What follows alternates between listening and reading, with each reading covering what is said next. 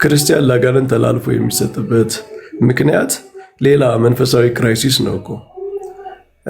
ጸሎት አለመጸለይ፣ የእግዚአብሔርን ቃል አለማወቅ፣ አለመስማት፣ አለመማር፣ የቤተክርስቲያን ስርዓት አምልኮ ላይ አክቲቭሊ አለመሳተፍ፣ ሳክራመንትስ ቅዱስ ቁርባን አለመቀበል፣ ንስሐ አለመግባት፣ እነዚህ ነገሮች ናቸው። በወንጌል እኮ አንድ ሰው አጋንንት ቢወጣለት ከዚያ በኋላ ደግሞ ቤቱን ባያዘጋጅ ከሱ የባዙ 7 አጋንንት መጥተው ያድሩበታል ይላል እኮ አይደል?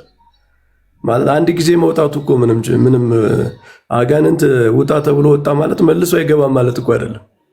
የሰውየው ቤት ለአጋንንቱ የተመቸ ከሆነ ልቡ ማለት ነው ይገባል መልሶ። ስለዚህ ዋናው ችግር የሰውየው ህይወቱ ለአጋንንት የማይመች መሆን አለበት እንጂ አንድ የወጣ ማለት ለዘላለም አጋንንት በሰውየው አያድርበትም የሚል ጋራንቲ አይደለም።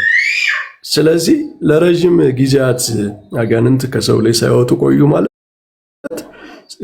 እግዚአብሔር ይህንን ማድረግ ስለማይችል ሳይሆን ሰውየው ስፒሪቹዋል ኤክሰርሳይዝ ያስፈልገዋል፣ ትሬኒንግ ያስፈልገዋል። ሰውየው መማር አለበት፣ ማደግ አለበት ማለት ነው። በቃ በገዳማት ውስጥ ቆይቶ በቤተክርስቲያን ቆይቶ መጸለይን፣ መጾምን፣ የእግዚአብሔርን ቃል መስማት አለበት። ልቡን ለአጋንንት የማይመች ማድረግ አለበት። ስለዚህ ለሰውየው ሂሊንግ ነው የሚቆየው እንጂ አጋንንቱ ስላስቸገረ እንደው ይሄን ያህል ጊዜ ስጡኝ ስላለ ምናምን አይደለም። እንደውም አጋንንት በፈለገው ጊዜ እንዲወጣ አይደለም የሚፈቀድለት። ውጣ ከተባለ ውጣ ነው። ግን ምንድነው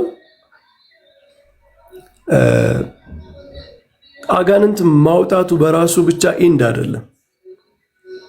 አጋንንት እንዳይመለስበት መሆን አለበት ያ ሰው። ስለዚህ ብዙ ሰዎች ደግሞ ልክ ከዳኑ ወጣ ብለው ወደ ዓለማዊ ስራቸው ይመለሳሉ፣ ወደ ነበረ ህይወታቸው ማለት ነው። ስለዚህ የመቆየታቸው የእግዚአብሔር ጥበብ ሊሆን ይችላል። ምንድነው ያ ነገር እስኪሆንላቸው ድረስ በሚቆዩት መቆየት ብዙ ይማራሉ፣ ይጸልያሉ፣ መንፈሳዊ ልምምዶች፣ ጾምን፣ ጸሎትን፣ ንስሐን በገዳም ውስጥ ንስሐ ይገባሉ፣ ትምህርት ይማራሉ። ትምህርቶች ሁልጊዜ ይማራሉ፣ ወንጌል ይሰማሉ፣ የቅዱሳንን ህይወት ይሰማሉ። ይሄ በዚህ ውስጥ መንፈሳዊ እድገት እንዲያድጉ ነው። ምክንያቱም መንፈሳዊ እድገት ካላደጉ ሰዎቹ አሁንም ቢሆን መልሰው ተላልፈው መሰጠታቸው ስለማይቀር ማለት ነው። እና እንደዛ ነው። በቅዱሳን ስም ማውጣት ምናምን የሚለው ግን ሰሞኑን በጣም ሚስ ሪፕሬዘንት ሲደረግ ነበረ። በቅዱሳን ስም ማውጣት ማለት የሆነ ከእግዚአብሔር ጋር ተገዳዳሪ የሆነ ስም እንደዛ አይደለም። እንደዛ የሚያስብ ሰው ካለ ስህተት ነው። አንዳንዴ ዝም ብሎ የአጋንንት ወሬ ምናምን የሚሰሙ ሰዎች አሉ። ሲጀመር የአጋንንት ምስክርነት ውሸት ነው። እንደምታውቁት አጋንንት እውነት ይናገራል ተብሎ በወንጌል ዝም በል ነው የሚባለው። ሲናገር ራሱ ለሐዋርያት እንኳ ሲመሰክርላቸው ዝም ብለው ውጣ ነው ያሉት። ጌታችንም የዳዊት ልጅ ሆይ፣ የእግዚአብሔር ልጅ ሆይ፣ የእግዚአብሔር ቅዱስ ሆይ እያሉ ሲመሰክሩ ምስክርነታቸውን አልተቀበለም። ዝም ብላችሁ ውጡ፣ ዝም በሉ ነው ያላቸው ጌታ ማለት ነው። ለምን? አጋንንት ለምስክርነት አይበቃም። አጋንንት ሊታመንም አይገባም። እንዲያወራ ንግግሩ በሰዎች አይምሮ፣ በሰዎች ሕሊና ውስጥ የሆነ መልእክት እንዲያስተላልፍም ሊፈቀድለት አይገባም። ስለዚህ የአጋንንትን ወሬ ይዘው አይ በኢየሱስ ስም እኮ አልወጣውም የማርያም ስም ሲባል ግን ወጣው ምናምን ቢል ይሄ ውሸት ነው። እንደዚህ በኢየሱስ ክርስቶስ ስም የማይወጣ በማርያም ስም በሌሎች ቅዱሳን ስም የሚወጣ አጋንንት እንደዛ አናምንም እንዲህ ቢል ውሸቱን ነው። የአጋንንት ወሬ የአጋንንት እንዲህ አይነት ስሜት ሰዎች ጋር ለመፍጠር ስለሚፈልግ የሚያወራው ወሬ ነው። እኛ እንደ ቤተክርስቲያን ግን ለኢየሱስ ክርስቶስ ስም የማይታዘዝ ለቅዱሳን ስም ግን የሚታዘዝ አጋንንት አለ ብለን አናምንም። የቅዱሳንን ስም ግን እናነሳለን። ለምን መሰላችሁ የምናነሳው? ዲያብሎስ ምን ያህል እንደተዋረደ ለማሳየት ነው። የኢየሱስ ክርስቶስ ስም የማይበቃ ሆኖ ሳይሆን፣ የእግዚአብሔር ስም የማይበቃ ሆኖ ሳይሆን ምን ያህል ምንድነው? አንድ አናሎጂ ልንገራችሁ። ቅዱስ አትናቴዎስ ሞት ምን ያህል እንደተሸነፈ ሲናገር ክርስቶስ ስላሸነፈው ብቻ አይደለም ሞት የተሸነፈው፣ ሰማዕታት ራሱ ስለናቆት ነው ይላል። አሁን ኢንካርኔሽን ላይ ብታዩ የቅዱስ አትናቴዎስ ትምህርት ሞት ምን ያህል እንደተዋረደ ማየት ትፈልጋላችሁ ይላል። ክርስቶስማ በቃ ሞትን አንዴ በትንሣኤው አሸንፎታል። ኢቨን ቅዱሳን ንቀውታል ሞትን። ሰማዕታቱ ራሱ ሞትን ንቀውታል። ወደ ሞት ሲሄዱ ምንም አይመስላቸውም ይላል። የዲያብሎስ መዋረዱ እኮ በጣም የሚያሳየው አይደለም በከበረው በኢየሱስ ክርስቶስ ስም በአብ በወልድ በመንፈስ ቅዱስ ስም በእግዚአብሔር ስም የእግዚአብሔርን ስም በላያቸው ላይ ያሉ በኢየሱስ ክርስቶስ ስም አምነው የኖሩ ሰዎች እንኳ ስማቸው ተጠርቶ ይወጣል። በጳውሎስ ጨርቅ ቅዳጅ መውጣት ለዲያብሎስ በጣም ውርደት አይደለም? በእግዚአብሔር ስም በኢየሱስ ክርስቶስ ስም መውጣት እኮ በጳውሎስ ጨርቅ ቅዳጅ ከመውጣት አንጻር ለዲያብሎስ ክብር ነው። በኢየሱስ ክርስቶስ ስም መውጣቱ ምን ይገርማል። ሲያሳድዳቸው የነበረው እንዲሁም ሲጠቀምበት የነበረው ጳውሎስ በአጠቃላይ እንደ ሰው ልጆች ካየነው ደግሞ የአዳም ልጆች አሸንፏቸው ረግጧቸው ባሪያ አድርጓቸው የነበሩ ሰዎች ሲሳለቅባቸው የነበሩ ሰዎች አሁን የነሱ ልብስ ተቆርጦ የነሱ ልብስ ተቀዶ በዚያ ሲወጣ ለዲያብሎስ ውርደት ነው ማለት በክርስቶስ ምክንያት ምን ያህል ውርደት እንዳገኘው ማሳያ ነው። የእሱ ደቀ መዛሙርት የእሱ ስም ያለባቸው ቅዱሳን ሳይቀሩ የነሱ ስማቸው ጨርቃቸው ምናምን ተነስቶ ዲያብሎስ መውጣቱ ይሄ የሚያሳየው ምን ያህል ዲያብሎስ እንደተዋረደ። በማን ስራ? በክርስቶስ ስራ። በክርስቶስ ስራ እኮ ነው እንዴ የክርስቶስ ስራ ሳይነሳ ቅዱሳን ሲጀመር በምን ክብር ነው እኛ የምናነሳቸው? ስማቸው በክርስቶስ ስላመኑ ነው አይደል እንዴ? ድንግል ማርያምን ብናነሳት የእሱ እናት ስለሆነች ነው። ሰማዕታትን ብናነሳቸው በክርስቶስ ስም የሞቱ ናቸው፣ በእሱ አምነው የኖሩ ናቸው። ስለዚህ የክርስቶስን ሰዎች ነው ሲጀመር የምንጠራ ማለት ነው። መላእክትን ብናነሳ መላእክት የእግዚአብሔር አገልጋዮች ናቸው። እንደውም በዛኛው ዓለም እኮ ጦርነት ተደርጓል በመላእክትና በዲያብሎስ መካከል ማለት ነው። መላእክት ሃየር ፓወር ናቸው ናቸው። ምንድነው በመላእክት አንጻር ስናይ ዲያብሎስ ከመላእክት አያንስም በስልጣን በተፈጥሮ ማለት ነው።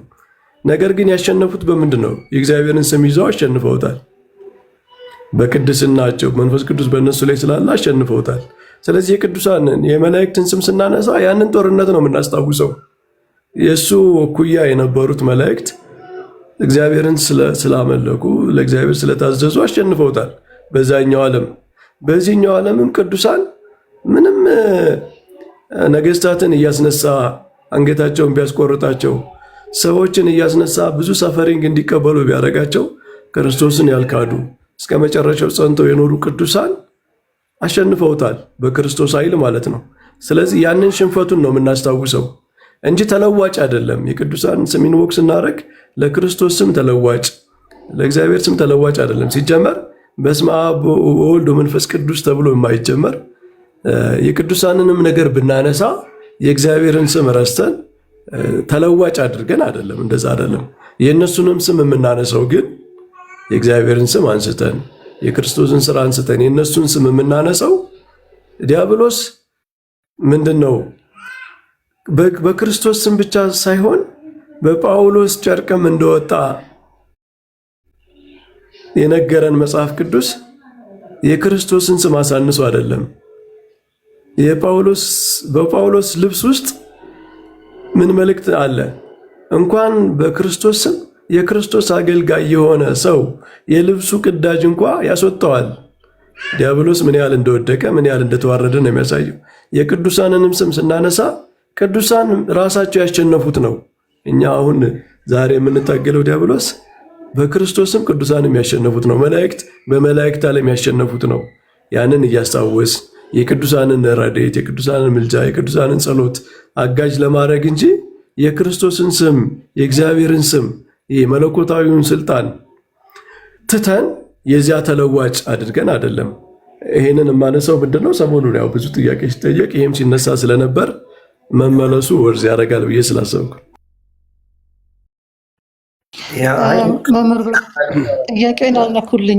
ጥያቄን አልነኩልኝም። የኔ ጥያቄ እርስዎ ጀነራል ነገር ነው እየተናገሩ ያሉት። እኔ የጠየኩት ክህነት ስልጣናቸውን የሚጠቀሙ ከሆነ ልዩ ክህነት የሚባል ካለ ያ ሁሉ ሰው ታስሮ ለምንድን ነው? ነገርኩት እኮ የብዙ ሰው ታሪኮች ላነሳ እችላለሁ። እችን እኮ አንድ የቅርብ ታሪክ ነው የምነግሮት። ነገርኩት እኮ ተክለ ሃይማኖት ቁጭ አለች። ከዛ ደግሞ ደብረ ሊባኖስ ሄደች፣ ተጠመቀች። ዋልድባ ገዳም ሄደች፣ ረጅም ጊዜ እዛ በጸሎት ቆየች። የ5 ዓመት ጆርኒዋ ነው። ይሄን የጠየቅኩት። ስለዚህ እዚህ ደግሞ አመጧት ደግሞ ቻርች ከአቅማቸው በላይ ሲሆን ተጸለየላት። በ20 ደቂቃ አጋንንቱ ወጣ። ይሄ ምንድነው እንትኑ ሂደቱን ያዩታል። ይሄ የብዙ ሰዎች ታሪክ ነው። ከጸበል እየመጡ የሚጸለይላቸው በጣም ብዙ ሰዎች አሉ። ስለዚህ የክህነቶቹ ስልጣን ምን ድረስ ነው እየተጠቀማችሁበት ያላችሁት የሚል ፋክት ነው እየጠየቅኩ ያሉት። መሬት ያለውን ነገር ነው እንዲነግሩኝ የፈለኩት። ሁለተኛ አጋንንቱ ስለሚናገረው ነገር አለም የኔ ጥያቄ አጋንንቱ ስለሚታዘዝበት ስልጣን ነው የኔ ጥያቄ የነበረው። አጋንንቱ ብዙ ሊያወራ ይችላል። እኔ አጋንንት እንስማ አይደለም እያልኩ ያለሁት፣ ግን አጋንንቱ በምን ስልጣን ነው እየወጣ ያለው? በማንስ ስም ነው እየታዘዘ ያለው ነው እያልኩ ያለሁት። ይህንን ነው በስሙ በኢየሱስ ክርስቶስ ስም ስልጣን እንድናስወጣ ታዘናል። በአዲስ ኪዳን በገብርኤል ስም ይታዘዛል፣ በተክለ ሃይማኖት ስም ይታዘዛል፣ በብዙ ቅዱሳን ስም ይታዘዛል። ወይ ከመጽሐፍ ቅዱስ አውጥተው ያሳዩኝ። ምክንያቱም የነ ጳውሎስ ጨርቅ ሲፈውስ አይተናል። ግን ደግሞ በዚህ ታሪክ ውስጥ ደግሞ ዶክትሪን ሲሰራ አላየንም። ሌሎች ሐዋርያቶች ይህንን ደግመው ሲያደርጉ አላየንም። በጳውሎስ ሲሰራ አይተናል። በጳውሎስ ስም ግን ተጠርቶ ሐዋርያትም ቢሆኑ ከሐዋርያት በኋላ የነበሩ ተከታዮች በጳውሎስ ስም አጋንንት ሲያስወጡ አላየንም። ይህን ትምህርት ከየት ነው ያመጣችሁት ነው የኔ ጥያቄ።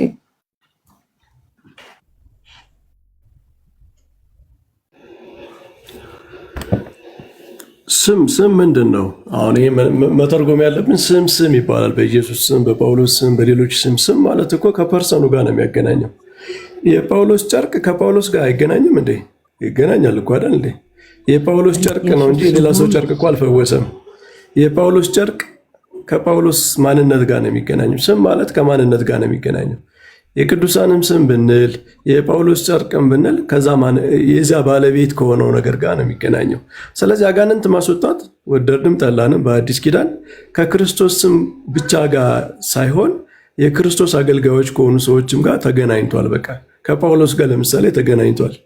ስለዚህ ከማንነታቸው ጋር ተገናኝቷል። እሱን ነው ዋናው ማለት ነው። ስም ማለት ማንነት ማለት ነው። ለምሳሌ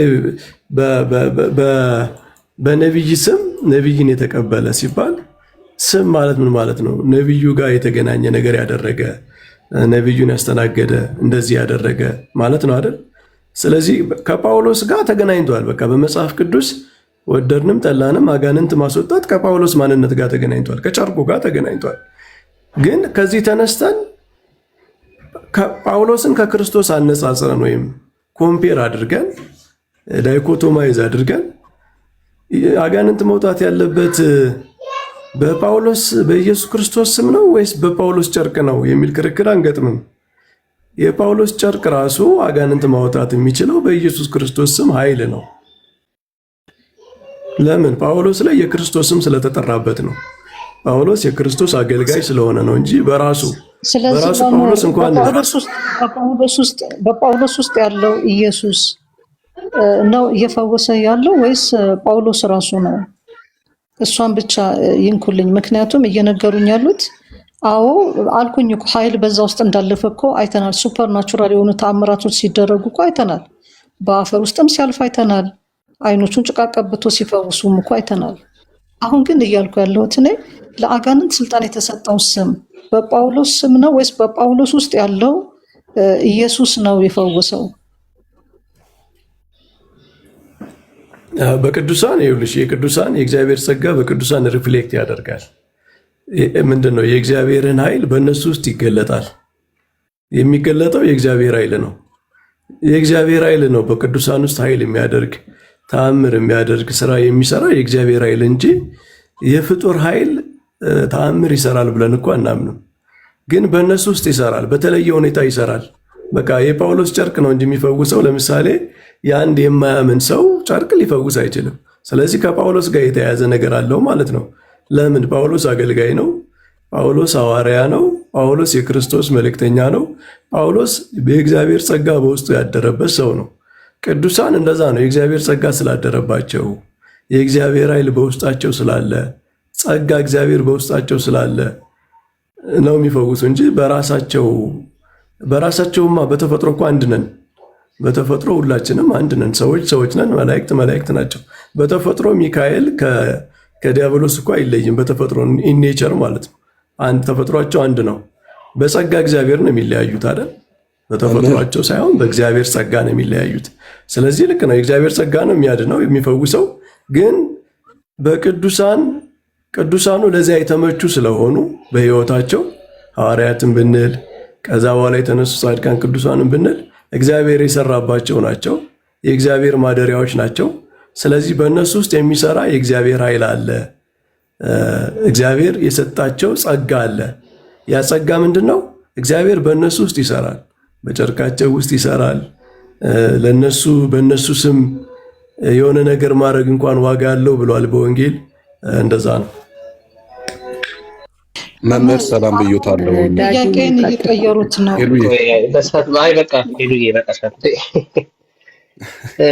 እንትኑ ነው ማለት ነው። በጳውሎስ ውስጥ አልሰራም እኮ አይደለም። ይኸውልህ ሳሚ፣ በጳውሎስ ውስጥ አልሰራም እኮ አይደለም። የእኔ ጥያቄ ያ በቅዱሳን ይኸውልህ በቅዱሳን ስም አልሰራም እኮ አይደለም። የእኔ ጥያቄ ጳውሎስ በስሙ ኃይል ከወጣ በኋላ በስሙ ይሁን አንቺ የእሳቸው መልሶ አይደል? አንቺ ደግሞ የራስሽን ኤክስፕላኔሽን ከስተም ጨርሻ ሐዋርያት 19 ቁጥር 19 ጥያቄ አልመስሉኝም ለማለት ነው። እሺ ችግር የለውም ቀጥሉ። ለምሪ እኛ ይሄን የምንረዳው ሐዋርያት ሥራ ምዕራፍ 19 የምንረዳው ራሱ ያስቀምጣል። ቁጥር 19 ላይ God was doing extraordinary miracle ብሎ ነው የሚጀምረው ራሱ በእነ ጳውሎስ። ምንድነው ሀፕ ያደረገው ሲባል እግዚአብሔር ሚራክልን ፐርፎርም አድርጓል። ፓሴጁ እንደዛ ነው የሚጀምረው ራሱ እግዚአብሔር ኤክስትራኦርዲናሪ ሚራክሎችን በእነ ጳውሎስ እጅ አድርጓል ብሎ ነው ሉክ እየነገረን ያለው። ስለዚህ ሰዎች የጳውሎስ የነካውን ልብስ እየወሰዱ እንዴ በሽተኞችን ወይም ደግሞ ዴመን ኦብሰስ የሆኑ ሰዎችን ሲያደርጉ ነበርና it's not about ልብሱ አይደለም። it's not about him, it's about የእግዚአብሔር ዴሊቨረንስ ነው ማለት እግዚአብሔር ሰዎችን ሂልድ እና ዴሊቨር ያደረገ ያለው ኤክስትራ በሆነ ኦርዲናሪ በሆነ ሚራክል ይሰራ ነው። እዛ ላይ ግን ለምሳሌ የሐዋርያት ሥራ ምዕራፍ 19 ላይ የጳውሎስ ስም ተጠቅሷል ወይ ሲባል ፓሴጁ እንደዛ አይደለም። በፍጹም እንደ ኔም ኦፍ ጳውሎስ አይደለም፣ ወይ ደግሞ በጳውሎስ ልብስ ፓወር አልተባለም፣ ወይም ደግሞ ኮማንድ አጋንንትን በጳውሎስ አውቶሪቲ ተብሎ አልተጠቀሰም። ሉቃስ እየነገረን ያለው ግን እግዚአብሔር እየሰራ ነው። በማን በፖል ውስጥ ኤክስትራኦርዲናሪ ስራ እየሰራ ነው ብሎ ነው የሚጀምረው። God was doing extraordinary miracle ብሎ ነው የሚጀምረው። ከዛ በኋላ ቁጥር 13 እና 16 ላይ አንድ ሌላ ደግሞ ኢሚዲየትሊ የሚቀጥል ሌላ ኢንሲደንት አለ። ያው የሰባቱ የስኬቫ ልጆች ማለት ነው እና እንደውም ሲሉ I adjure you by the Jesus whom Paul ፕሮክሌም ባደረገው በኢየሱስ ስም ብለው ሲሉ አይ ኢየሱስንም አውቀዋለሁ ጳውሎስንም ሪኮግናይዝ አደርገዋለሁ እናንተ ማን ናችሁ ብሎ የሆነውን እናውቃለን። እኛ ይሄን ስናስተምር የእግዚአብሔር ፓወር በዚህ በሰራተኛው ጳውሎስ ላይ ተገልጧል። ኤክስትራኦርዲናሪ ነገሮች ተገልጧል። ያ ሲሆን ግን እግዚአብሔር ኃይል ተገልጧል ነው እያለን እየነገረን ያለው እንጂ የእነሱ ልብስና የእነሱ ስም ግን እየፈወሰ ነው ወይም ደግሞ ይፈውሳል። ያ ኤክስትራኦርዲናሪ አውቶሪቲ ሆኖ ሳይሆን የእግዚአብሔር ስልጣንና የእግዚአብሔር ኃይል በእነሱ ተገልጧል የሚል ትምህርት ነው ያለው።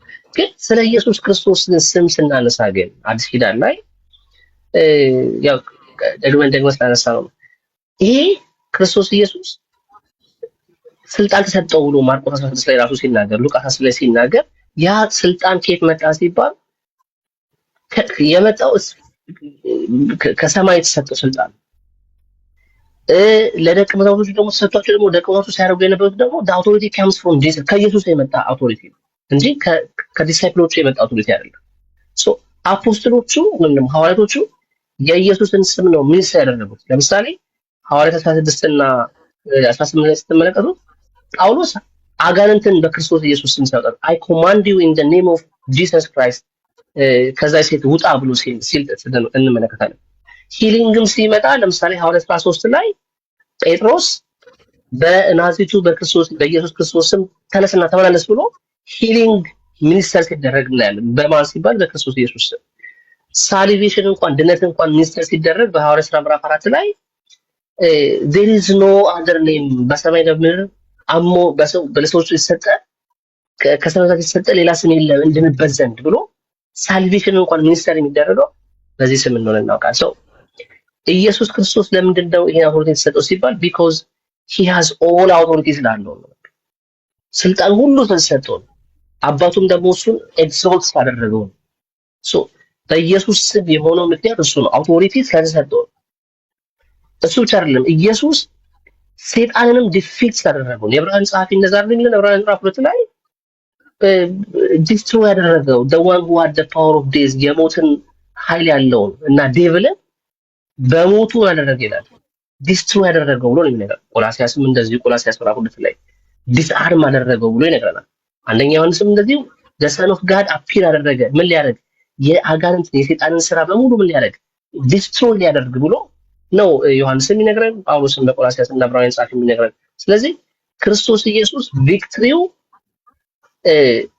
እሱ ጋር ብቻ አይደለም የቀረው፣ ለሚኒስተር እንድናደርግ አንደር ሂዝ አውቶሪቲ ለአማኙ ሁሉ ሰጥቶ ቅድም ሲነገር እንደነበር ቅድም እርሶ እንዳሉት ይዛሬ ማጂካል ፎርሙላ አይደለም። የሆነ ስሙን ተጠርቶ ስለተነገረ እሱ ሳይሆን ክርስቶስ ኢየሱስን ጄኑዊንሊ በማመን በዛ ውስጥ ያለውን የክርስቶስ ኢየሱስን አንደር ሂዝ አውቶሪቲ አማኞች የሚያደርጉት ሚኒስተር እንደሆነ ነገር እኔ እንደው ጥያቄ መምሪ ነው እርሶ ግን እዚህ ላይ ካልከው ላይ ማለት ነው አሁን የምንጋራው ነገር እኮ የክርስቶስ ኃይል ነው፣ በቅዱሳን ውስጥ የሚሰራው የእግዚአብሔር ኃይል ነው የሚለው ጋር ማን የሚጣላ ሰው የለም እኮ።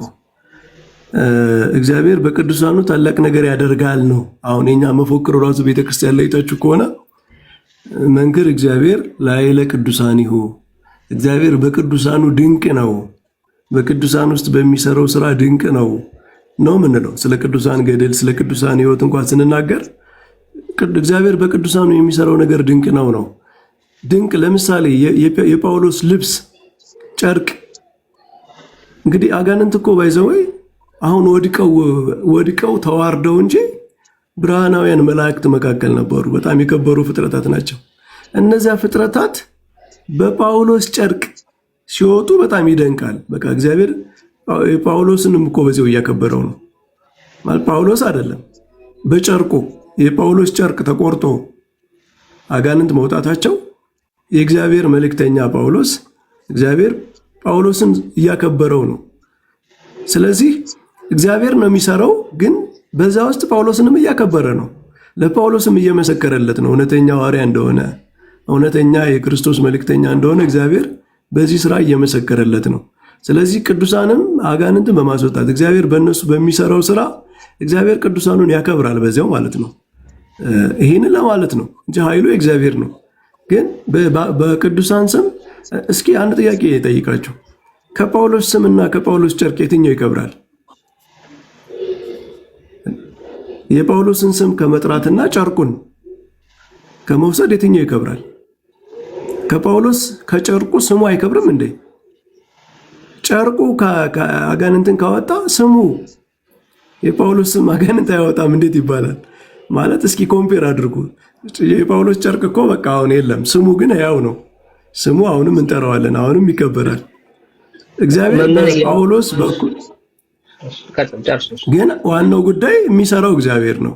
በቅዱሳንም ድንቅ የሚሰራ እግዚአብሔር ነው የሚለው ግን የሚያጣላ የሚያከራክር አይደለም። እና የእግዚአብሔርን ኃይል የእግዚአብሔርን ስልጣን ወስደን ለቅዱሳን ሰጥተን ሳይሆን የእግዚአብሔር ኃይል በተለያየ መንገድ ይሰራል።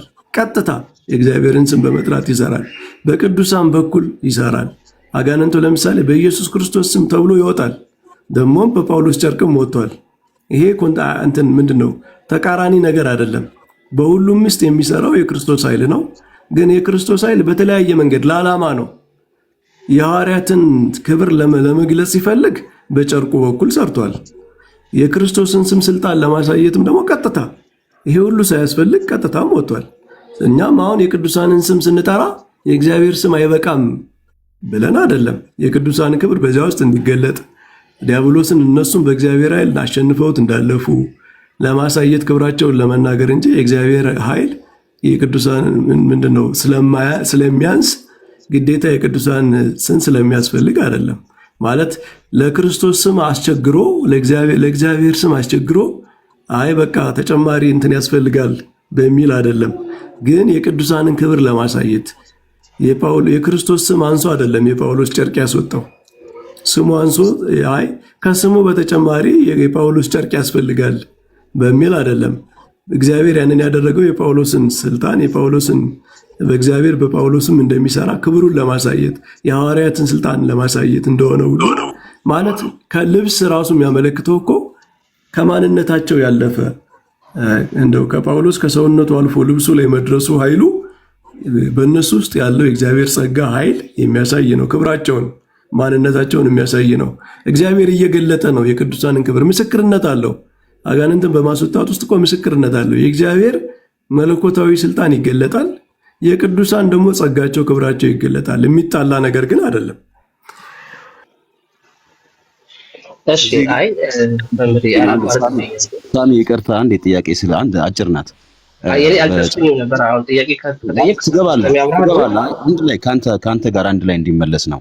እነ ጳውሎስ ተአምራት ስላደረጉና በጨርቁ ስለተፈወሰ በእነ ጳውሎስ ስም ተአምር ሆነ ብለን መናገር እንችላለን? እችን እንድትዳስሷት ነው።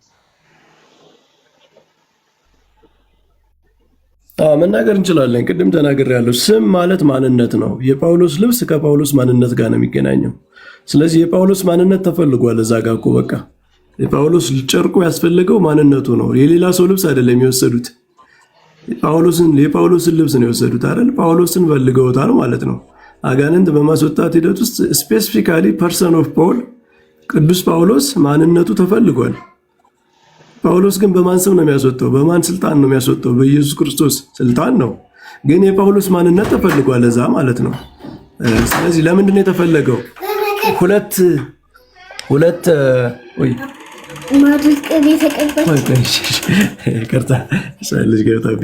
እና የጳውሎስ ማንነት ተፈልጓል።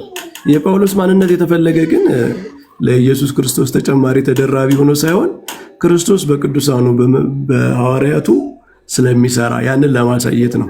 የእነሱንም ስልጣን ማለት የሐዋርያት ስልጣን ከክርስቶስ ስልጣን ጋር እኮ የሚቃረን አይደለም።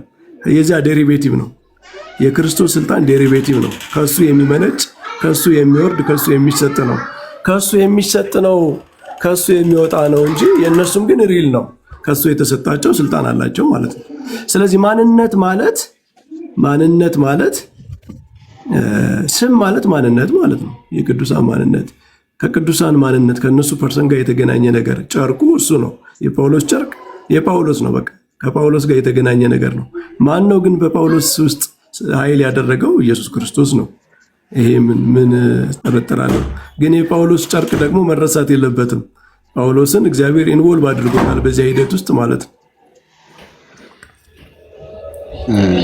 ሳሚ ትቀጥላለህ። ግን የእግዚአብሔርን መገኘት እንትን እያደረግን ሳይሆን እኛ የእግዚአብሔር መገኘት አለ በልብሱ ላይ በጳውሎስ ላይ። እነ ጳውሎስም እዛ ቦታ ላይ መገኘታቸው አስፈላጊ ነው። ግን ያ ሁሉ ሲደረግ ልብስም ሲወስዱ በነ ጳውሎስ ስም ይሄ ነገር ብለን መናገሩ ላይ ነው አሁን የኛ ትልቁ ችግር። አዎ እነ ጳውሎስ አስፈልገዋል፣ አገልግለዋል፣ ለአገልግሎትም ስለተጠሩ። ግን ምንድነው? አዎ የእግዚአብሔር ክብር ተገልጧል። በሚለብሱት ልብስ አማካኝነት የእግዚአብሔር ክብር ተገልጧል። ግን ይሄ ሁሉ ሲደረግ እነ ጳውሎስ አስፈልገዋል የሚል ሳይሆን በነ ጳውሎስ ስም ተአምራት ይሆናል የሚለው ነገር ነው አሁን ለኛ ትልቁ። ብዙ መቆየት አልችልም፣ ግን ሶል አንድ ጥያቄ ልጠይቅህ። እሺ ልብሱ የማን ነው? የጳውሎስ ስም ነው። የጳውሎስ በቃ ጳውሎስን ጠራው እኮ በቃ ይሄ ነው እኮ በቃ። ለምን ጠራው ጳውሎስን? አይ መምህር እንደዛማ አይደለም እኮ። አሁን ለምሳሌ የጳውሎስ ስም እዛ ፓሲፍ ላይ አልተጠራም ማለት ያው የኛን ሐሳብ ነው ማስቀምጠው ያውቃሉ። እዚህ ሐዋርያት ሥራ 19 ላይ ሶርሱ የእግዚአብሔር ኃይል ነው። እሱ ጋር ተስማምተናል። እግዚአብሔር ነው ፐርፎርም ያደረገው ያንን ሚራክል ጳውሎስ በለበሰው ልብስ እና ያንን እግዚአብሔር እንደ ኤክስትራኦርዲነሪ ሚንስ ኦፍ ሂሊንግ እና ዴሊቨራንስ ተጠቅሞታል።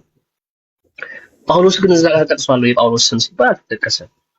የጳውሎስ አይደንቲቲ እና ልብስ ተብሎ ሲነሳ ነበርና የእግዚአብሔር ፓወር በጳውሎስ ውስጥ ሰራ ብለን ነው እዛ ጋር ሉቃስ እየነገረን ያለው እንጂ እንደው ይሄንን ዶክትሪን ተሰርቶበት ለቅዱሳንም ለመላእክትም ይሄ ነገር ይሆናል የሚል ቴዎሎጂ ከዛ ውስጥ ልናወጣ እንችላለን ወይ? አንድ ጥያቄው እሱ። ሁለተኛው ግን ቅድም ዘይኝ ነበር የሐዋርያት ሥራ ግን ሳሚ የሐዋርያት ሥራ ምዕራፍ 19 ቁጥር 11 ላይ እግዚአብሔርም በጳውሎስ እጅ የሚያስገርም ተአምር ያደርግ ነበር፣ ስለዚህም ከአካሉ ጨርቅ ወይም ልብስ ወይም ድዌዎች ይወስዱ ነበር፣ ይፈወሱ ነበር፣ አጋንንት ይወጡ ነበር ይላል አይደል? አዎ እሱ ቅድም ተነስተን የነበረው እሱ እኮ መምሬ በጳውሎስ እጅ ተብሏል። በጳውሎስ እጅ ለምንድን ነው በሌላ ሰው እጅ ያላደረገው እግዚአብሔር? ለምንድን ነው ጳውሎስን ከአካሉ ጨርቅ የማንን ጨርቅ ነው አንጡልን የሚሉ ሰዎች የማንን ጨርቅ ወሰድን ነው የሚሉት? ጳውሎስ እዚህ ውስጥ እኮ አለ አይደል እንዴ? በጥላውም ሲፈወስ ነበር። በሐዋርያቶቹ ጥላ እኮ ሲፈወስ ነበር። እሱ ኤክስትራ እግዚአብሔር የሰራው ስራ ነው። በእነሱ ሄሉ እየላኩልሽ ነው። በሰራው ስራ ይቀጥል ኤክሴፕተሮች በሰራው ስራ የእግዚአብሔርን ስራ እየነገረን ያለው ሉቃስ እግዚአብሔር በሱ ኤክስፕሊሲትሊ ያን ነገር ጠቅሶ ተናግሮ ነው ያስቀመጠው። but it was not a doctrine ከዛ ወዲህ ሊመሰረት አይችልም መምሬ። እኔ አሁን ጥያቄ ከዚህ ቀጥሎ ያለው ጥያቄ ምን መሰሉት? ግን ሳሚ እናንተ ዲስክሪፕቲቭ የሆነ ነገር በሐዋርያት ዘመን የተደረገ ነገር ሐዋርያት እንዲህ ስላደረጉ እናደርጋለን፣ በዛ ዘመን እንደዚህ ስለተደረገ እናደርጋለን ትላላችሁ እኮ አይደል? ማለት ቴዎሎጂካሊ የሆነው ነገር ብሎ ሲባል ከክርስቶስ ኢየሱስ ኮማንድመንት ጋር ስፔሻሊ ደግሞ ይሄ ሶሊድ የሆነ ዶክትሪን የሚወጣው አንድ ነገር ልንገርህ። አንድ ጊዜ ያሳቀኝ ማለት ነው፣ ያሳቀኝ ሳይሆን ያስገረመኝ ኦፌንድ እንዳያደርጋችሁ ግን ለምንድን ነው አጋንንት ስታስወጡ ስትጸልዩ ምናምን የምትጮሁት ብዬ አንድ ሰው ጠየቅኩ። ስሙን ላለመጥራት ነው። አንድ ቀን እና ምን አለኝ? ኢየሱስ ክርስቶስ አልዓዛርን ሲያስወጣ ስለ ጮኸ አለ። እሱ የሞኝነት ይመስለኛል። በሞኝነት አሉ አንዳንድ እንደዚህ በሞኝነት የሚያደርጉ ሰዎች አሉና እኔ ግን ጥያቄ የነበረው ነው መሰረት መምሬ በቤተ ክርስቲያን ታሪክ ውስጥ ኤርሊ ቸርች ላይ እስከ አራተኛው እስከ አምስተኛው ክፍለ ዘመን ድረስ ላይ አባቶች እንደውም ብለው ነው ያስተማሩት። እንደው ማለት እንዳሉት ልምምድ አለ። በአዲስ ኪዳን ላይ በሐዋርያቶቹ የነበረው ልምምድ አለ። የማይደገሙ ልምምዶች አሉ። ለምሳሌ የሐዋርያቶቹ አገልግሎት ከዛ በኋላ የማይደገም አገልግሎት ነው። በእነሱ ማለት ፉል የሆነ አውቶሪቲ ያላቸው ለአክሊሲያው መሰረት ስለነበሩ የእነሱ አገልግሎት መቼም አይደገም። ስልጣናቸውም አይደገምም፣ መገለጣቸውም ሪቬሌሽኑም አይደገም ነው። እኛ በእነሱ መገለጥ ውስጥ ነው ምን ኖረው የተገለጠውን ክርስቶስ ኢየሱስን በሱ ነው ያወቅነው እና ያ መገለጥ ደግሞ እንደማይገለጥ እናውቃለን፣ ልምምዳቸውን ጨምሮ ማለት ነውና ግን እንደው ከዛ በኋላ የነበረችው ቤተክርስቲያን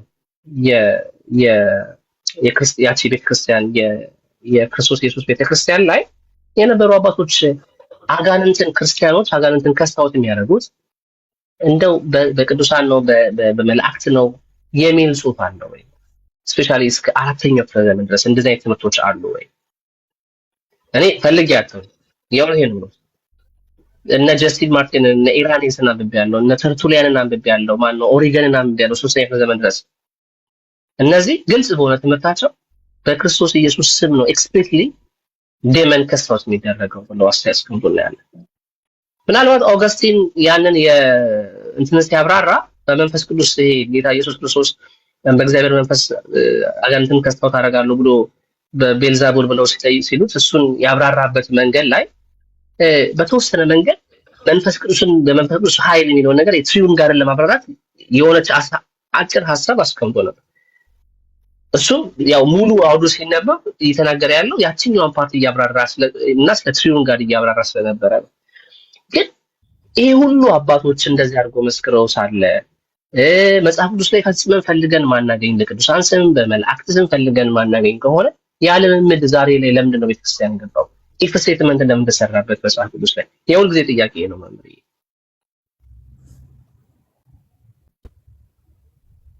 እሺ ሳሚ፣ የመጨረሻ ጥያቄ ይሆንልኝ ወደ ስራም ስለምሄድ ሳሚ እነዚህ የመጀመሪያዎቹ 300 ዓመታት ላይ በቤተ ክርስቲያን ታሪክ ያለው ነገር የመከራ ዘመን ነው፣ የስደት ዘመን ነው። ሙሉ የቤተ ክርስቲያንን ሕይወት ሪፍሌክት በሚያደርግ ነገር መረጃ አለን ማለት ይከብዳል። አብዛኛው አፖሎጂስቶች የጻፉት በዘመኑ ለሚነሳ ጥያቄ መልስ ለመስጠት ነው እንደምታውቀው ማለት ነው። እና ሰርቫይቭ ያደረገውም የነሱ ጽሑፍ ነው በአብዛኛው የጥንታዊቷ ቤተክርስቲያን ስርዓት አምልኮ ዲቴል የሆነ ላይፍ እስከ 300 ዓመት ያለው በዝርዝር ተጽፎ ደርሷል ማለት አይቻልም። ግን እንደዛም ሆኖ የቅዱሳንን ላይፍ እስከ 300 ዓመት ያለው በዝርዝር ተጽፎ ደርሷል ማለት አይቻልም። ሉን ሚውት አድርጓት። እሺ ግን እንደዛም ሆኖ የቅዱሳንን ማክበር በተለይ ሰማዕታትን ማክበር የሰማዕታት ተራዳኢነት ሰማዕታት ያግዙናል፣ በጸሎታቸው ያግዙናል፣ ይራዱናል ብሎ ስማቸውን ማክበር ከዛ በፊት ከ3ኛው ክፍለ ዘመን በፊት አለ። በቅዳሴዎች በስርዓት አምልኮች የነሱን እንትኖች በዓላት በማድረግ ቬኔሬት በማድረግ በዚያ ውስጥ አለና ያግዙናል ሲል ከዲያብሎስም ጭምር ከአጋንንትም ውጊያ ነው እንጂ ከሰዎች ብቻ አይደለም። የነሱን ተራዳኢነት ክርስቲያኖች ሲጠይቁ ለምሳሌ ሰማዕታትን ይዘክሩ ነበረ። የነ ቅዱስ ፖሊካርፕ የሌሎችን መታሰቢያ ይደረግ ነበረ እና ምንድነው ክርስቲያኖች ምንድነው የሚያስቡት? በጸሎታቸው ያስቡናል ብለው ነው የሚያስቡት።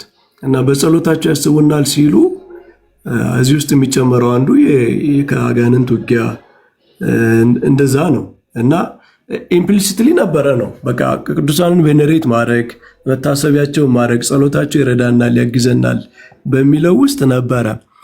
እነዚህ ሐዋርያውያን አበው በጻፏቸው ድርሳናት ውስጥ ስለ ኢየሱስ ክርስቶስ በኢየሱስ ክርስቶስ ስም አጋንንት ስለመውጣታቸው በጣም ደጋግመው ጽፈዋል።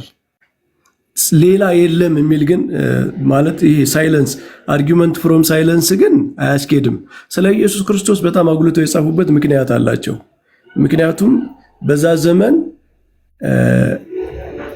ጉዳዩ ኢየሱስ ክርስቶስ ጋር ነው። ኢየሱስ ክርስቶስ ሰው ነው የምታመልኩት፣ የገሊላዊውን የሚያመልኩ የተሰቀለውን የሚያመልኩ እያሉ ይጠይቋቸው ነበረ። ቤተክርስቲያን ላይ ያለው ትልቁ ጥያቄ ከአይሁድ ጀምሮ እንዴት ሰው ታመልካላችሁ የሚል ስለሆነ አይ በስሙ እኮ አጋንንት ይወጣሉ፣ በስሙ ተአምራት ይደረጋሉ እያሉ ይመሰክሩ ነበር። ስሙ ምስክርነት ስላለው ማለት ነው። ሰው ተራ ሰው ብቻ ሩቅ ብእሲ፣ እኛ በእኛ ቤተክርስቲያን ቋንቋ ሩቅ ብእሲ ማለት ሚርማን ማለት ነው። ተራ ሰው አምላክነት የሌለው ሰው ቢሆን ኑሮ አጋንንት በስሙ ለምን ይወጡ ነበረ ብለው ያንን አጉልተው ጽፈዋል። አፖሎጀቲክ ኢምፖርታንስ ስላለው ማለት ነው። ግን ይሄ ማለት ግን በሰማዕታት ስም በመላእክት ስም አጋንንት ቅድም ባልነው ፎርማት ማለት ነው የእግዚአብሔር ኃይል ተጨምሮበት በጳውሎስ ላይ እንደተደረገው የጳውሎስ ጨርቅ እንደ አጋንንት እንዳወጣው የቅዱሳን አጽማቸው የቅዱሳን የሰማዕታት አጽማቸው ምናምን ይህን አላደረገም የሚል ከሳይለንስ አርጊውመንት አንሰራም።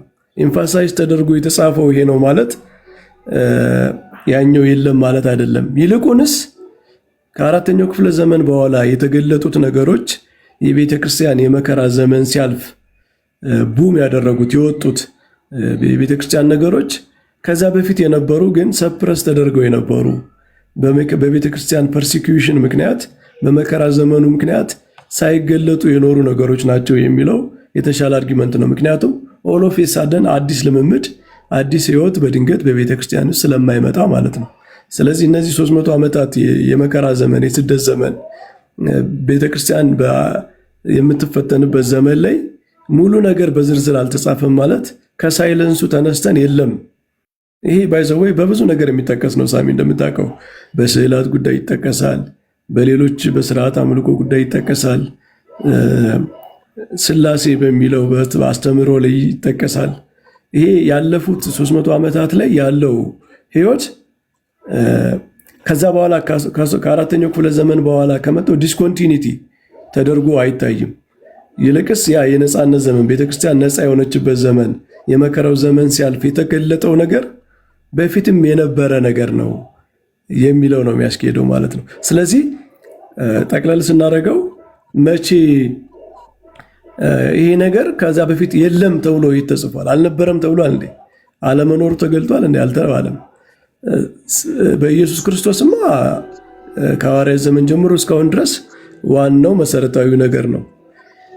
በነዛ ዘመናት ግን የሰማዕታት እርዳታ፣ የሰማዕታት ቬኔሬሽን መታሰቢያቸው ይደረግ ነበር። ኢምፕሊሲትሊ በዛ ውስጥ እንግዲህ አንዱ የሚረዱን ከዲያብሎስ ነው የሚለው የነበረ ትምህርት ነው ማለት ነው።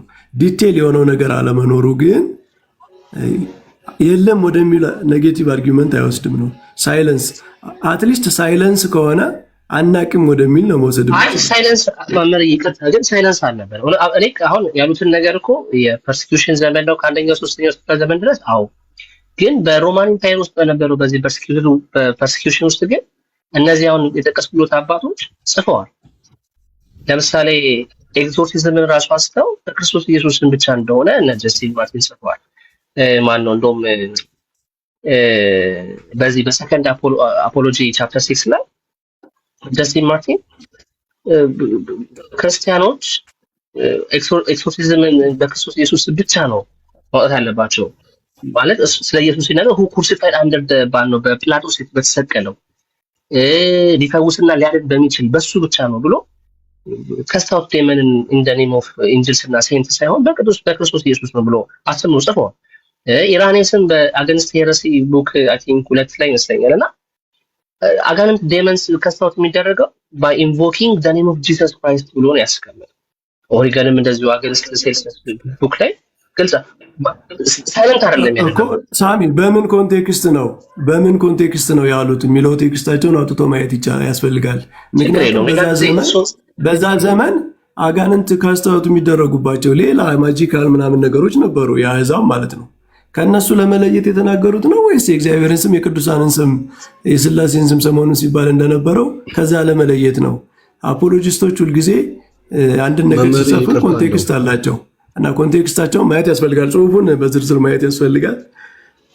ግን ጥያቄና መልሳችን ስለማያልቅ ብታሰናብቱኝ። መምህር ሊሄዱ ስለሆነ ይቅርታ በጣም መምህር አንድ ነገር እንዲመልሱልን ነው። ሰላም ብዮታለሁ። ቅድም እንግዲህ እስካሁን ድረስ እየተነጋገርንበት ያለው ሐዋርያት ምዕራፍ 19 ላይ ያለውን ሐሳብ ነው። በጳውሎስ ጨርቅ ስለወጣ እሱን ትምህርት ሰርተን በቅዱሳንም ስም ይወጣል የሚል ነገር ነው እየተናገረ። በዛ ዘመን እነዛ ሰዎች በክርስቶስ ኢየሱስ የሚያምኑ ሰዎች ነበሩ ወይ? ማለት እምነት ስንል ክርስቶስ ኢየሱስን አምነው ተቀብለው የስሙን ስልጣን ገብቷቸው እየኖሩ የነበሩ ሰዎች ናቸው ወይ የሚል ጥያቄ አለኝ። ለምንድነው ይሄን የማነሳው? ዛሬ ሁላችን በክርስቶስ ኢየሱስ አጋንንት እንደሚወጣ ከገባን የቅዱሳንን ተራዳይነት የመላእክትን ተራዳይነት ለምን አስፈለገን? በዛ ቦታ ላይ ጨርቅስ መውሰድ ለምን አስፈለገን? በክርስቶስ ስም አጋንንት የሚወጣ ብለን ካመንን ማለት ነው።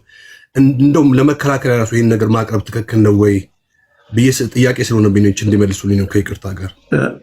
ኦኬ ያንተ አርጊውመንት ጨርቁን እየወሰዱ ይቅርታ ግን በዚሁ ሊወጡ ስለሆነ በዚሁ እንዲመልሷትም ሊወጡ ስለሆነ ዊዝ ሪስፔክት ነው። ይቅርታ በጣም ሊወጡ ስለሆነ አሁን ለምሳሌ ያክል ከተነሱት ሐሳቦች እሺ በጳውሎስ ስም ወጥቷል፣ በጨርቁም ወጥቷል። ኦኬ የጳውሎስን ጨርቁንም ስሙንም አመዛዝነናል። ዛሬ ያለነው እኛ ክርስቲያኖች በጳውሎስ ስም አጋንንትን ማዘዝ እንችላለን። በጳውሎስ ስም ውጣ ብለን ይሄንን ልምምድ መለማመድስ አለብን፣ ማውጣትስ እንችላለን። እችንም በዛው መልሷት ዛሬ ላይ ያለነው እሺ የኔንም ጥያቄ በዛው ይመልሱ። አያይዘው መልሰው አጭር ነው፣ ችግር የለም። ጨርቃቸው ልትይዙ ትንሽ ነው የቀራችሁ። አሁን አንትናችሁ ኢየሱስን ለማውረድ ይሄ ሁሉ መከራ ማብላት። ሶሪ የኔም ጨርቅ ሳይፈልግ አልቀረም። ለመስማ ተፈልጓል። ዛሬ መምህር ጨርቅ ወይ ወደ ይቅር በለኝ። እውነቱ የድፍረት ነው። እሺ ይቅርታ ግን ቅድም ዘሪሁን የአንተ አርጊውመንት የጳውሎስን ጨርቅ የወሰዱት ሰዎች ያላመኑ ናቸው ለማለት ነው። እኛ ያመንነን ነው። እንደዛ ሳይሆን የክርስቶስን ለምሳሌ አሁን በስሙ አጋንንት እንደሚወጣ ያልተረዱ ሰዎች እሱ እምነት የሌላቸው ሰዎች ናቸው እንጂ ዛሬ እኛ ለምሳሌ ማርቆስ እየተነሳ የነበረው ማርቆስ 16 ይህንን መረጃ የታገኘው ዘሪሁን እነዚህ የጳውሎስን ከአካሉ ከጨርቅ እየወሰዱ ይፈወሱ የነበሩ ሰዎች የክርስቶስ ስም ይህን እንደሚያደርግ ያላወቁ ናቸው የሚለው መረጃ አለ እዛ ላይ ኖሮ ሳይሆን እሺ መምሪ እኔ አሁን ማርቆስ 16 ላይ የሚነግረን የሚያምኑት ሁሉ እነዚህ ምልክቶች ይከተላቸዋል ይላልና በደዌ ያለ እጃቸውን ይጭናሉ ይፈወሳሉ በስሙ አጋንንትን ያወጣሉ የሚለው ስልጣን ተሰጥቶናል። አማኝ ከሆንኩኝ እኔ ጳውሎስን ጨርቅ አልፈልግም ዛሬ ወይ ደግሞ የሆነ የቅዱሳን ተራዳይነት አልፈልግም እኔ ዛሬ ለምን የክርስቶስ ስም ኃይል እንዳለው ስለማምን ማለት ነው። በዛ ዘመን እነዚህ ሰዎች ይሄ መረዳቱ ስለሌላቸው ብዬ ነው የራሴን እንትን ያስቀምጡት። አሪያ ግን ዛሬም እንደ ትምህርት ወስደን እሱን ነገር ትተን ዛሬም እንደ ትምህርት ወስደን በቅዱሳን ተራዳይነት እንድንጸልይ አጋንንትን እንድናስወጣ ጨርቃቸውን ወስደን እንደዚህ እንድናደርግ የሚያሳይ ትምህርት አለው። ያችን ክፍል ብቻ ወስደን ዛሬም ያን ነገር ማድረግ እንችላለን የሚል የክርስቶስ ስም እያለ ሌሎችን ነገሮች ጣልቃ ማስገባቱ ራሱ ይሄ አያስኬድም። ለምን መሰለ? ይሄ አያስኬድም። የጳውሎስ ጨርቅ የፈወሰው በኢየሱስ ክርስቶስ ስም ተለውጦ ከሆነማ ሰዎች ወደ ስህተት እየገቡ ነው ማለት ነው እኮ። ጨርቁን ለምን ፈለጉት ታዲያ መምህር? ቆይ ይቅርታና እንደው ማለት ዳይሬክት ለምን አስፈለገ ዛሬ የሰዎችን ጨርቅ ወስዶ? እግዚአብሔር የጳውሎስን ክብር ሊገልጽ ስለፈለገ ትምህርቱን እንዲሰሙት ሐዋርያነቱን እንዲቀበሉት የሚያስተምራቸውን ትምህርት እንዲቀበሉት ጳውሎስን እግዚአብሔር በተአምራት እየመሰከረለት ነው። እግዚአብሔር እኮ ተአምር የሚያደርገው ለምስክርነት ነው እና በጳውሎስ ጨርቅ ስፔሲፊካሊ ሲያደርግ የነበረው የጳውሎስን ሐዋርያነት እየመሰከረ እንጂ በኢየሱስ ክርስቶስም ተቀያሪ ሆኖ ለኢየሱስ ክርስቶስን ስም አዳኝነት ለማያውቁ ሰዎች በጨርቁ ለሚያውቁ ሰዎች ደግሞ በስሙ የሚል ተለዋጭ አይነት አይደለም። እንደዛ አይደለም እኮ ዛሬ ለምን አስፈን ያውን ወደ ዛሬ ነው መምህር ያመጣውትና አልመለሱልኝ። ዘሴም አርጊውመንት የቅዱሳንን ክብራቸውን ለመግለጽ የሐዋርያትን ክብራቸውን ለመግለጽ ማስረጃ ይቅርታና መምህር ግን በጣም ይቅርታው ነው ጣልቃ እየገባው ሰው ላይ ያፈርኩ ይሄ የአሁኑ ጥቅስ ራሱ እኮ እንደዛ ነው አርጊው እያደረግኩ ያለው። የጳውሎስ ጨርቅ ያስፈለገበት ለምንም አይደለም፣ የጳውሎስን ክብር ለመግለጽ ነው። የጳውሎስ ጨርቅ ከሌላ ጨርቅ የተለየ ሆኖ ሳይሆን ጳውሎስ የሚባል ሰው ስለለበሰው ነው የተለየ የሆነው ማለት ነው። ስለዚህ ክብሩ የጳውሎስ ነው፣ ተአምራቱ የእግዚአብሔር ነው፣ ኃይሉ የእግዚአብሔር ነው፣ ክብሩ ግን የጳውሎስ ነው። ስለዚህ የዚህን አርጊውመንት እኮ ነው ኤክስቴንድ እያደረግኩ ያለሁት ለአሁኑም ማለት ነው። እንግዲህ ያው የምንረዳለን የፍሪደም እንዳይሳት የመጨረሻው ስም የሚለው ቅድም ስም የሚለው ቅድም እንዳልነው ስም ማንነትን ነው የሚገልጸው። ስለዚህ ማንኛውም ስሙም ከጳውሎስ ጋር የተጣበቀ ነገር ነው። ልብሱም ጳውሎስን ነው የሚያመለክተው። ጳውሎስ የሚባል ሰው አለ የእግዚአብሔር አገልጋይ የሆነ እና የጳውሎስ ስሙም ወደ ጳውሎስ ነው የሚመራን፣ ወደ ፐርሶኑ። ጨርቁም ወደ ጳውሎስ ነው የሚመራው። ጳውሎስ ደግሞ ወደ ክርስቶስ ነው የሚመራው ሐዋርያ ስለሆነ ማለት ነው። ስለዚህ የቅዱሳን ስማቸውን ብንል፣ አጽማቸውን ብንል፣ ማንነታቸውን ብንል፣ የፈለገውን ነገር ኢንቮክ ብናረግ ያ ቅዱስ ማንነቱን ነው የሚገልጸው፣ ህይወቱን ነው የሚገልጸው፣ የኖረበትን ህይወት ነው የሚገልጸው። የዚያ ቅዱስ ክብር በዚያ ቅዱስ ስም የሚደረግ ነገር ደግሞ ያመለከውን አምላክ ያገለገለውን አምላክ ነው የሚገልጸው። ከዚህ ሁሉ ነገር ግን ሳሚ 2 ደቂቃ ወስጄ መደምደሚያ ላድርግ ልጨርስ። በመደምደሚያ ውስጥ ጥያቄው ግን እኮ አሁን በጳውሎስ ስም አጋንንት ውጣ ማለት ይቻላል? መምህርዬ ቆይ ዳግዬ የኔን ጥያቄ እሱን እንደው ምክንያቱም መምህርዬ ምን መሰሎት፣ እኛም ለምሳሌ ጳውሎስ እኔ እግዚአብሔር ክርስቶስ እንደመስል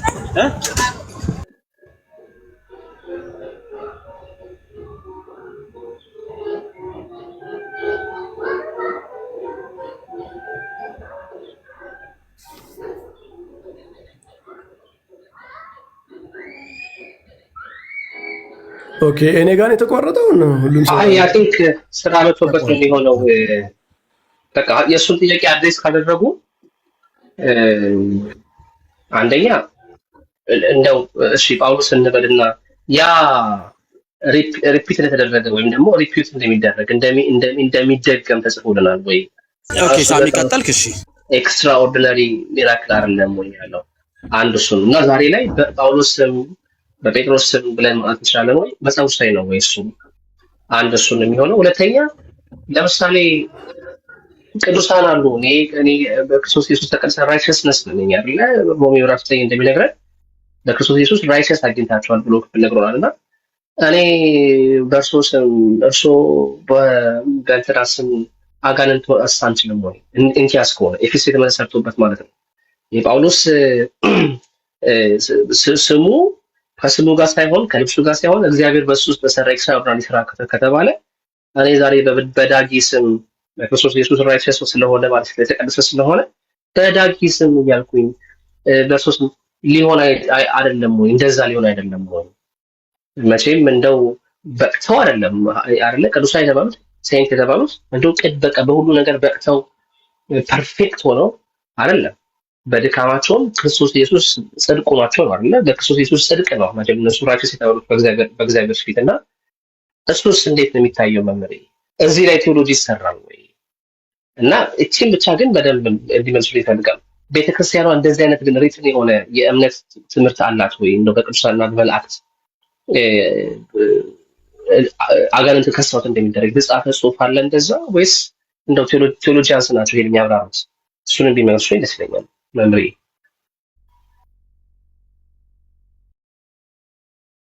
እሺ እንግዲህ ሳሚ ያው መመለስ የሚችለውን በእኔ እንደ አንድ ኦርቶዶክሳዊ የሚመለሰውን ነገር መልሼ ላጠቃልል። 2 ደቂቃ ምናምን በላይ አልወስድም። ኤለመንቱ አለ ማለት አንድ ነገር በሆነ መንገድ በተለያየ ዘመን ሊገለጽ ይችላል። ኤክስፕሬሽኑ ሊለያይ ይችላል። ቴዎሎጂያችን ራሱ በየዘመናት ኤክስፕሬሽኑ ሊለያይ ይችላል። ግን ኤለመንቱ ቤዚክ የሆነ ፋንዳሜንታል የሆነው ነገር አለው። የመጽሐፍ ቅዱስ ነው ዋናው አለ። መጽሐፍ ቅዱስ ላይ ለምሳሌ ሐዋርያት ስፔሲፊካሊ የሐዋርያትን ጨርቅ ጨምሮ አጋንንት ከክርስቶስ አገልጋዮች የክርስቶስ አገልጋዮች የሆነ ነገር ተወስዶ ሲወጡ አይተናል። ስለዚህ ከአካላቸው ጨርቅ በጳውሎስ ጨርቅ መውጣት ማለት የጳውሎስ ስም ማለት ነው። ጨርቁ የጳውሎስ ስለሆነ ማለት ነው። ግን ጳውሎስ በራሱ ኃይል አይደለም አጋንንት የሚያወጣው። ዋናው ጉዳይ የጳውሎስ ማንነት በራሱ አጋንንት ለማውጣት የሚያስችል ሆኖ ሳይሆን ከክርስቶስ ኃይል ድራይቭ የተደረገ ነው። ጳውሎስ የክርስቶስ አገልጋይ መልእክተኛ ስለሆነ እግዚአብሔር ደግሞ የጳውሎስን ክብር ለመግለጽ የጳውሎስን ሐዋርያነት ለመግለጽ ያንን አድርጓል። ስለዚህ ይሄ ትሬንድ አለ። በቃ ቅዱሳንን ለመግለጥ እግዚአብሔር በአጽማቸው፣ በስማቸው፣ በጨርቃቸው የሆነ ነገር ያደርጋል። በመታሰቢያቸው በቃ በእነሱ ማንነት ላይ ተመርኩዞ የሆነ ነገር ያደርጋል ማለት የእነሱ ኢነረንት የሆነ ከእግዚአብሔር የተለየ አሁን መረዳት ያለባቸው ከእግዚአብሔር የተለየ ወይም ከእግዚአብሔር ያላገኙት ኃይል ግን አይደለም። ከእግዚአብሔር ያልተገኘ ኃይል አይደለም። ከእግዚአብሔር ያልተገኘ ጸጋ አይደለም። ግን በእነሱ በኩል እነሱን እግዚአብሔር ለማክበር ሲል በሐዋርያት በኩል እንዳደረገው ያደርጋል ነው። ይሄ በተለይ አጋንንትን በማውጣት ስትወስዱት ደግሞ ባይዘው አንዳንዴ ለአጋንንት በጣም ከፍ አድርገን መከራከር የለብንም። አጋንንት የወደቁ ናቸው። መውደቃቸው የሚታወቀው እንኳን የክርስቶስ ስም አይደለም የሐዋርያት ጨርቅ እንኳን ማውጣቱ ነው እነሱን ማለት ነው።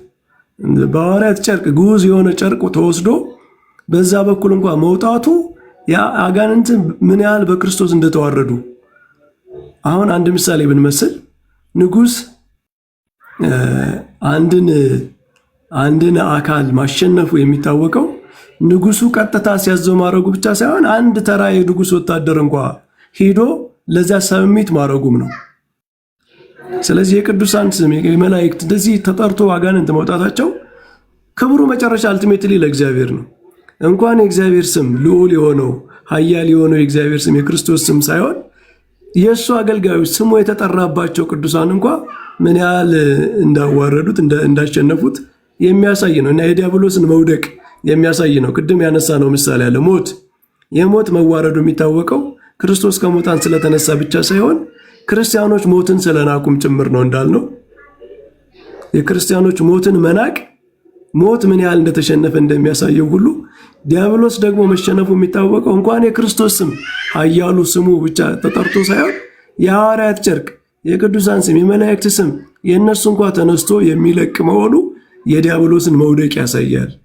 ሌት አለውን የእግዚአብሔር ስም የእግዚአብሔርን ስም የክርስቶስ ስምማ በቃ ምንም የታወቀ የተገለጠ ነው።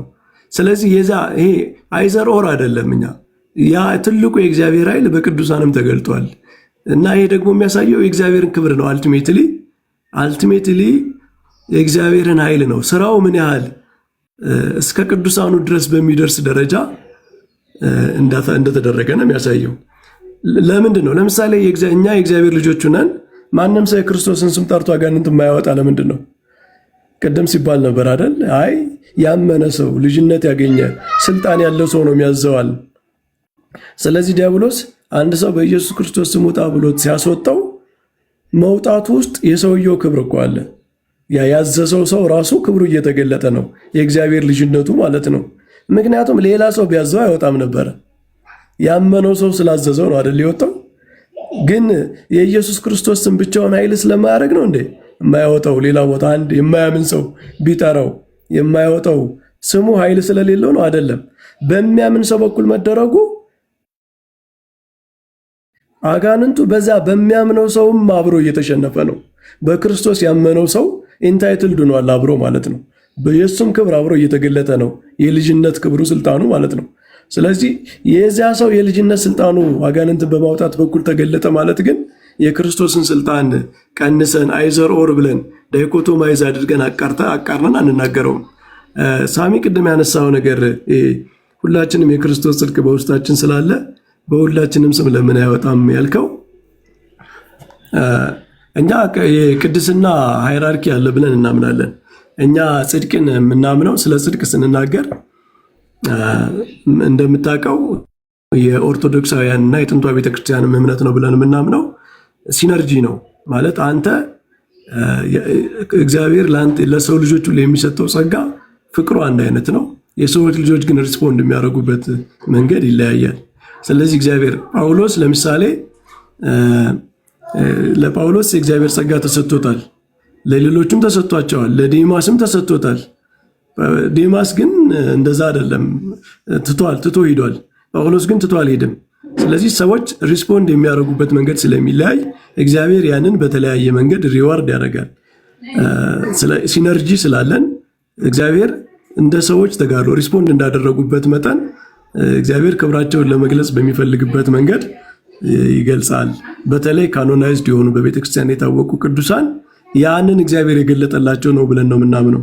ያ በተለየ ሁኔታ ለእግዚአብሔር የሰጡት መልስ ሪስፖንሳቸው ጸጋው አንድ አይነቱ ነው፣ ሪስፖንሱ የተለያየ ስለሆነ ሰው እነሱ የበለጠ የወደዱ ናቸው፣ የበለጠ ሪስፖንድ ያደረጉ ናቸው፣ ለእግዚአብሔር ጸጋ የበለጠ ሪስፖንድ ያደረጉ ናቸው።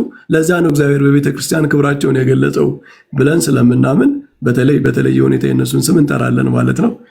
እግዚአብሔር ይስጥልኝ።